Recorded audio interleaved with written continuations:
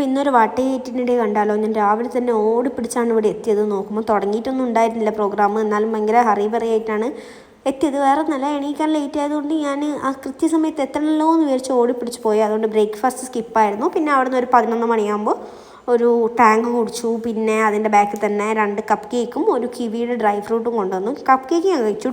Dry fruits എനിക്ക് ഇഷ്ടമല്ല, ഇങ്ങനത്തെ കിവി ഫ്രൂട്ട്സിൻ്റെ, അതുകൊണ്ട് അത് കഴിച്ചില്ല. പിന്നെ ഉച്ചയ്ക്ക് നല്ല നെയ്ച്ചോറും ചിക്കൻ കറിയും പിക്കിളും സാലഡൊക്കെ ഉണ്ടായിരുന്നു. അതിൻ്റെ ഫോട്ടോസ് എടുക്കാൻ മറന്നുപോയി, അത് കഴിച്ചു. പിന്നെ ഒരു 4 മണി അങ്ങനെയാകുമ്പോൾ പഴംപൊരി കഴിച്ചു. അത് കഴിഞ്ഞ് ഞാൻ വീട്ടിൽ വന്ന് നല്ലൊരു ഉറക്ക് പാസ്സാക്കി. രാവിലെ എഴുന്നേറ്റതുകൊണ്ട് നല്ല ക്ഷീണമായിരുന്നു. പിന്നെ 10 മണിക്കാണ് എഴുന്നേറ്റത് രാത്രി. ഇപ്പോൾ ബിരിയാണി ഉണ്ടായിരുന്നു, പുറത്തുനിന്ന് വാങ്ങിച്ചതാണ്.